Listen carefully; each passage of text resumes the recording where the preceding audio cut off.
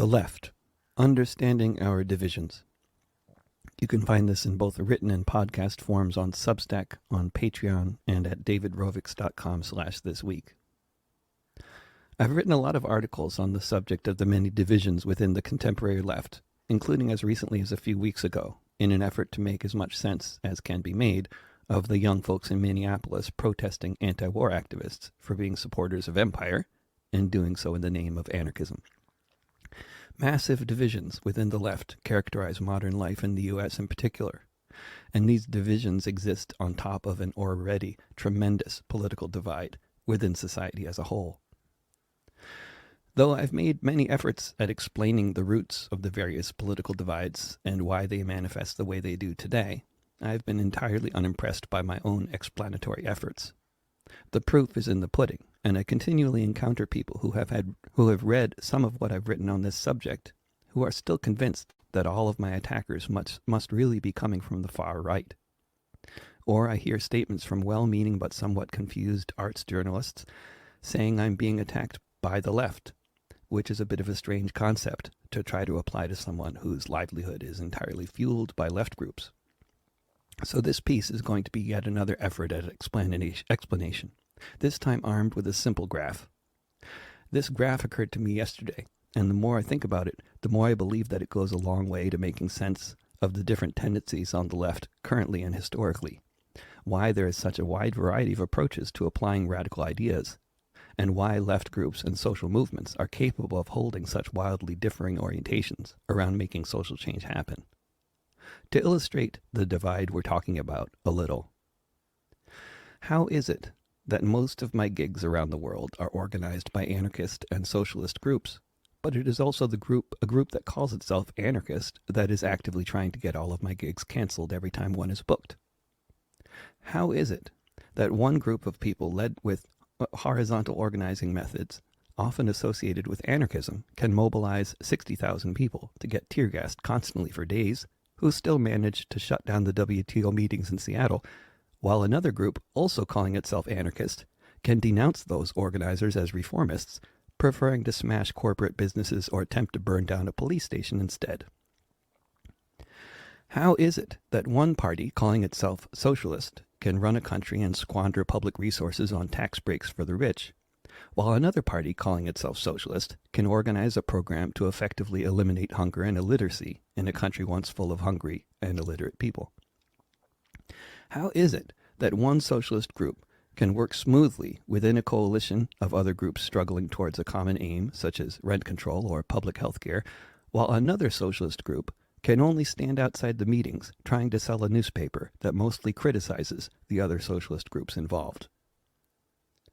Much hay is made by various elements of the left, currently and for a long time now, about supposed distinctions between, say, groups or organizing methods allegedly based in thinking coming out of traditions that have names like socialism, anarchism, communism, or social democracy. People throw around concepts like consensus-based decision-making, horizontal organizing, and democratic centralism, or they condemn these things as utopian or vanguardist, or whatever other insulting terms people want to use. During the very long period of time before there were any countries run by people calling themselves socialists, social democrats, communists, or anarchists, these political distinctions were blurrier. Once various situations happened, like the rebellions of 1848 in Europe, and various major reforms and even revolutions after that in different countries, the distinctions between different elements of the left became clearer, with some leftists in power sentencing other leftists to death, with some leftists running governments with armies and regular displays of tanks and missile systems parading down the avenue in places like Moscow or Havana, with other leftists on the sidelines of state power deriding these leftists as tankies. When we back away from ideological theories and assess actual practice, whether we're talking about the past few years, the past few decades, or the past century, it seems to me that certain patterns emerge that are especially notable. Whether we're talking about groups or social movements that identify with one or another political tendency, anarchist, socialist, social democrat, etc., some groups make serious progress and others fall apart. Of course, there are always other very significant factors involved with these situations, such as state repression, corporate media brainwashing efforts, etc. But the way groups organize and orient towards society has a huge determining effect on success or failure and staying power of a movement. The pattern that emerges is one where the more successful social movements are the ones that tend to embrace flexibility when it comes to tactics, strategies, and even ideological orientation, depending on the times and what actually works under the circumstances. The more successful movements are also the ones that have a clear tendency towards inclusiveness, towards building bridges and alliances to achieve common goals. Then there is the flip side of these tendencies.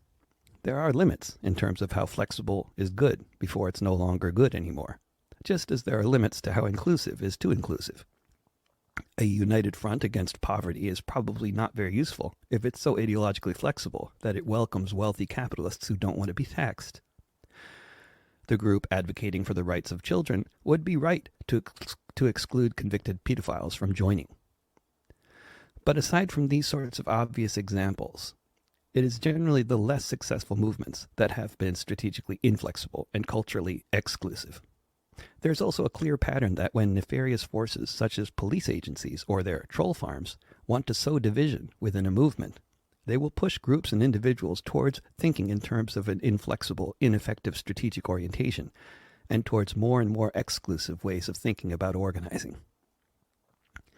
Classic examples of inclusive-oriented organizing are the industrial workers of the world, where inclusive is in the very name of a union seeking to organize the entire industrial working class into one big union, rejecting divisions of race, gender, religion, or national orientation.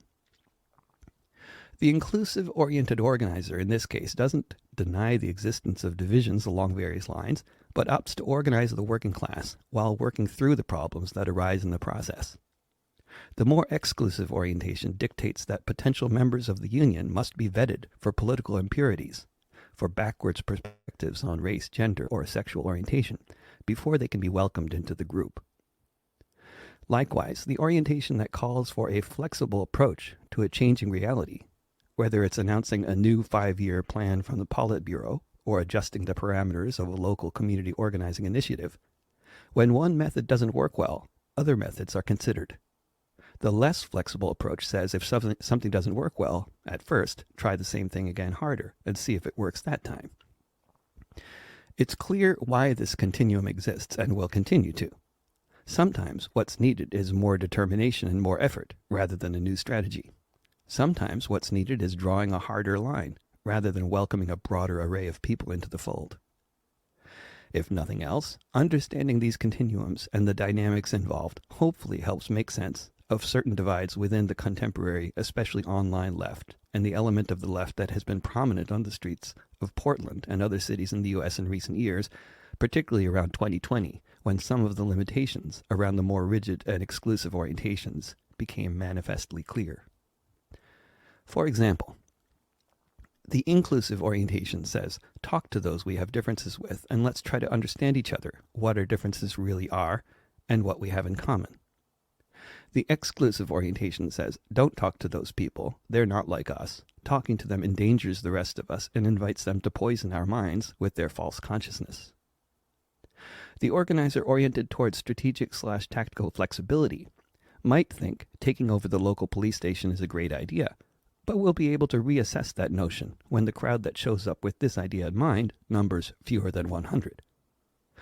Those with a rigid organizational structure or orientation will not reassess, regardless of circumstances, and will just fight another losing battle, ever hopeful for a different outcome. Or to take my very specific example, you can have an anarchist group with one sort of orientation organizing a concert for me, with another anarchist group boycotting the very same concert. You can have one group that believes in communication across political lines and making every effort to build a broad-based movement, and another group that accuses that group of collaborating with fascists. And both of these groups can call themselves anarchists, socialists, or social democrats, and regularly do. I know I'm not alone in having a hard time reconciling the fact that one group of people on the left can thank me for my endeavors to communicate and to understand the attraction of the far right for some people, with the intent of drawing more hearts and minds to a sensible anti-racist, egalitarian left sort of perspective, while another group identifying itself as on the left can vociferously denounce me as a fascist collaborator for exactly the same activities. It does indeed require quite a bit of explanation to make sense of the way well-intended people can ultimately arrive at such insanely differing perspectives. For me, the two continuums represented in our graph here, flexibility and inclusivity, are helpful in understanding the different elements of society that tend to identify as anarchists. There is, on the one hand, the more or less invisible majority of anarchists, those flexible in their approaches, looking to start or build a movement. Think the global justice movement that in the US we would tend to identify with the turn of the century, or later Occupy Wall Street. In another camp, we have groupings that tend towards the youthful and black-clad who have been embracing particular confrontational tactics for a long time. In the flexibility spectrum, they tend towards rigidity as far as tactics go. In recent decades, this element has tended to self-identify as Black Bloc, as anti-fascists, and occasionally as Antifa, or some variation thereof. There have been many variants of this tendency just over the past couple of decades in the US. What has been of particular concern for me and many other people who may come from various left tendencies, but who tend to agree on a whole set of basic understandings of the world, has been the rise in particular in the US and in Germany of a tendency coming out of the anarchist/anti-fascist scene, which, ostensibly from a vantage point of being against fascism, puts most of its focus on rooting out anti-Semitism and, quote, red-brown tendencies within the left, and identifying and conducting cancellation campaigns against those found to be committing thought crimes. Both in Germany and in the US, this has regularly involved anti-fascists of Jewish heritage, like myself, being accused of anti-Semitism and having fascist tendencies. At best, this political tendency within certain anti-fascist circles in places like Freiburg and Portland is a problematic distraction caused by very confused people, having the effect of sowing confusion and doubt within left circles around a host of different people and groups. At worst, this tendency is a reaction by state actors intent on debilitating and destroying developments happening in society and on the left that may have concerned the powers that be. But what we now have is a warped political tendency that seems to think the biggest problem in the world today is anti-Semitism on the US and European left. As the self-proclaimed Jewish state raises refugee camps in the West Bank and deprives the people of Gaza of clean water to drink, as the victims of US imperialism prepare to starve en masse in Afghanistan, as the climate crisis worsens by the minute, the obsession of this little group around rooting out anti-Semitism on the left in the US seems that much more freakish. What we now have are cases of Muslims in places like Berlin being immediately suspect by these alleged anarchists for being anti-Semites until they demonstrate themselves not to be. This is a political tendency very focused on questions of guilt and innocence, which has been so focused for so long on excluding those they consider to be dissenters from their doctrine, that it's a tendency that is, at this point, fundamentally destructive. It's also very easy to see why people would look at the things they say and assume they're a right-wing, racist, Islamophobic, and pro-Israel tendency, because that's just what they can easily appear to be. Among anarchists and anti-fascists in other European countries outside of Germany, and more generally around the worldview of this faction obsessed with left anti-Semitism is not the norm. Anti-fascists in most of the world are especially focused on developments in places like Israel because of the oppression of the Palestinians and war crimes committed by imperial armies like those of the US, the UK, and client states thereof. Most anti-fascists in Germany and the US probably share the orientation of their global compatriots, which in Germany is known as anti-imperialist, whereas the tendency represented in Portland by pseudo-intellectuals like Shane Burley is known by its adherents in Germany as the anti-German school of thought. In the US, this divergent tendency, made up of contemporary left-wing witch hunters, seems to want to avoid naming itself, preferring instead to position itself as if it represents the mainstream of anti-fascist thought and practice today. There's no doubt that social media algorithms, polarized corporate media camps, and subterfuge on the part of other nefarious actors are responsible for the proliferation of the ideological, rigid, and profoundly exclusive outlook we find ourselves swimming in today. But for those of us who are trying to do something useful in this world, and trying to find our way within this mess of a societal conversation around identity politics, who's more marginalized? Who's the victim and who's the oppressor? Who's guilty? Who has the right to an opinion? Who should be excluded and who shouldn't?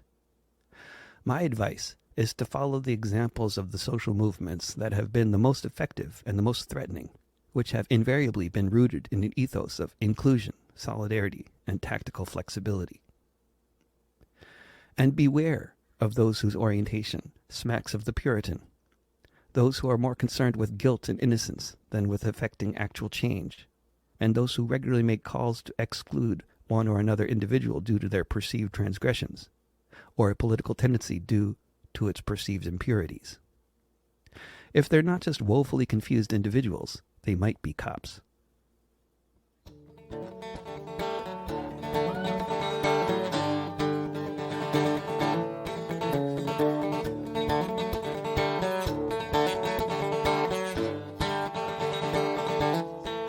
Like an old cloth torn and frayed, it came like a clarion call to illustrate the saying, divided we stand, united we stand, divided we fall. Faith and veneer torn by disease, shredded the great con laid bare, come from across the seas, now floating in the air like a corpse that's lying exposed, that all of us now can see, all that the cadaver shows about a society. The veil of fantasy lifted, that gives us at least some idea how another world is possible. And I can hear her breathing now.